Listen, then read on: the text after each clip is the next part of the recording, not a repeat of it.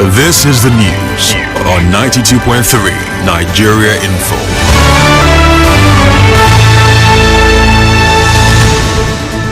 Good evening. It's Tuesday, 30th January 2024. Peace is the path to the prosperity of a nation. Let peace reign. On the news this evening, another fire outbreak in Port Harcourt. Victims of Monday Nimbe jetty fire count losses as rescue efforts continues. Senate summons security chiefs over insecurity across Nigeria. On the foreign scene, U.S. to respond to drone strike by militia group. I am Constance Mega. There's been another fire outbreak in Port Harcourt. The latest incident happened this afternoon at a paint factory along Woji Road near the YKC roundabout in Obiakpo local government area. Now, one of the workers who spoke off the record said the fire started after a spark from a hand machine used in mixing oil paint. Well, eyewitnesses say the factory was completely destroyed, but there were no casualties. I'm at the office and I had an explosion. Boom, next thing, thick smoke out. Yeah, I didn't go close to know exactly what the thing is for. The place is very right. I think the manager is even trying, but fire service have barricaded everybody from getting closer again. There's a nearby building. He just crossed over to the building, just got some glasses of the building before the firefighters were able to put it on board. The main place is gone and there are still cylinders and the firemen are still there now. But the good news is that there is a school beside that place and just before the fire started, the school, I think it has dismissed. About 4 fire trucks arrived at the scene to put out the fire.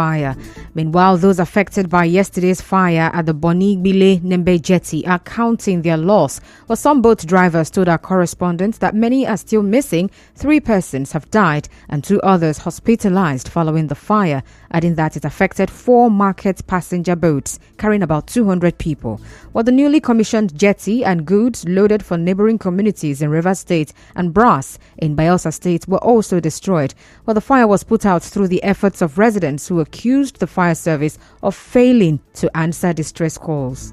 Now, market boats carry more than 200 persons and goods, house properties, many things to different locations. Now, 4 boats now in Bonia. 1 boat carry 200 about 200 persons. Now, 3 people come out, small children, 3. For water we born, and 3 people die. They don't go bury them. 3 small children. 2 people fire born and then 3 die. Yeah, they call for the River State government to come help us because most of us don't lose properties here, and most of us they take these things on credit. Beg the River State government to come to our aid, whichever way they fit, to come assist us.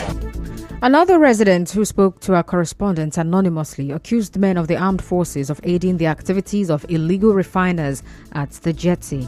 The cause of the fire is, I would say, it's part of the Navy and the policemen here. How is it the cause of them? They do accommodate the illegal business that is happening here. The illegal business is the illegal fire, kerosene and the rest of it. They do collect money from them to sell those things out to the public. And it's one of the things that caused the fire. Well, yesterday, an eyewitness said the boat where the fire started was loaded with illegally refined petroleum products, popularly known as bullfire. In the meantime, the Rivers State Governor, Siminalayi Fubara, has sympathized with those affected by the fire at the Nimbe jetty on Monday. During a visit to the fire scene today, the governor, represented by the Secretary to the State Government, Tami Danagogo, also advised the people to always maintain precautionary measures. I want you to know that the governor is aware of what has happened and he seriously sympathizes with all of you. We are still trying to assess and know the nature and extent of damage here. And as soon as we get a report on it, will be made to the governor so that he will know exactly what to do to help the affected people, what to do to stop this kind of thing happening again. And that's why all of you need to be careful, particularly people handling combustible items. Well, in his response, Chairman of the Maritime Workers Union Commercial, Israel Waribo Pepo, urged the state government to build a fire service station at the jetty. When I got down here, all effort to get in touch with the fire service to come and save the station was really aborted because the fire service now reminded us that 2 years ago, they came here and they came late and they were chased away. Some of them were beaten. Based on that, they did not come to rescue us that yesterday. 2 years ago, when similar incident occurred, we met with the commissioner by then and we pleaded with him that as big as this place, it will be proper for us to have at least a fire service station here. They promised us that up to this moment, that thing did not come. In another development, 2 persons have been arrested in connection with the vandalism of oil pipelines belonging to Ajib Company in Ubeta community, Ahoda West local government area of Rivers State. The community chairman, Nna Frank Jack, told correspondents Subi Oruwari that the suspects are one Hannah Stanley, a road safety officer, and one Otamiri. He said they were apprehended by soldiers who handed them over to the police in Omoko.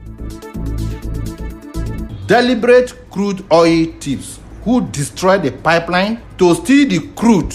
They deliberately vandalized the line and allowed the crude to pour into farmlands and fish ponds. The security operatives have been on their trail since then. We were able to get about 6 persons. Curiously, a serving staff for the Road Safety Corps was involved. His name is Anna Stanley. Another person is one Colin Stabele. Both of them were arrested by soldiers. They are in police net now. They were handed over last night.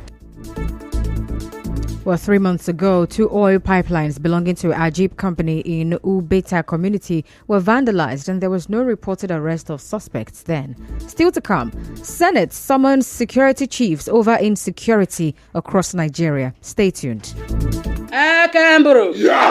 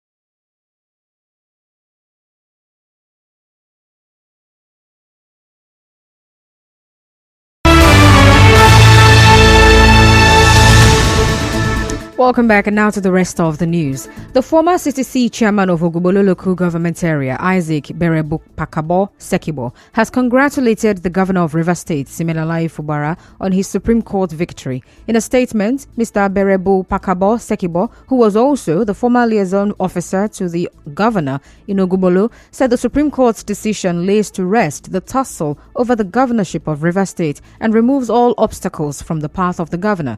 He urged the governor to make concrete moves towards inclusive governance, adding that he looks forward to seeing the state governor deliver the dividends of democracy to Rivers people. Well, Mr. Berebu Pakabo Sekibo also pledged his support to the current administration to deliver prosperity and progress to Rivers people. In the same vein, the management and staff of Habitat Protection and Sustainable Development Initiative has joined in congratulating Governor Siminalayi Fubara over the affirmation of his electoral victory by the Supreme Court as the duly elected governor of Rivers State. The chief executive officer of the organization, Olu Y. Ogosu, in a statement, said Governor Fubara's victory is a justification of the mandate given to him by Rivers people and heralds a new era of economic prosperity in the state. Mr. Y. Ogosu urged the governor to prioritize the environment sector, which he said is in dire need of development and deserves deliberate policy formulation that will promote environmental accountability, justice, and sustainability. Well, the organization also felicitated Governor Fubara on his 49th birthday and assured him of its readiness to partner his administration through professional service delivery to enhance sustainability in the management of the Rivers State environment sector. In other news, the Senate has summoned the security chiefs over the spate of insecurity across the country. At plenary today, the Senate also noted that it would meet with President Bola Tinubu for briefings on the state of insecurity across the nation. And on the foreign scene, U.S. President Joe Biden says he has decided how the U.S. will respond to a drone strike that killed 3 American troops in Jordan. Mr. Biden, who did not say exactly what the U.S. action might be, added that they do not need a wider war in the Middle East. Well, an Iran-backed militia group has claimed responsibility for the attack at a U.S. military base near the Syrian border. And that's the news. But before we go, let's take a look at the highlights. On the news this evening, you heard that there was another fire incident in Port Harcourt today. And victims of Monday's fire at Nimbe Jetty are recounting their losses, as many are still missing. The Senate has summoned security chiefs over the space of insecurity across the country. On the foreign scene, the U.S. says it will respond to a drone strike by Iran-backed militia group on American troops in Jordan. To reach the news team, send an SMS or WhatsApp to 0808-721-7215. I am Constance Mega. Thank you so much for listening. Good evening.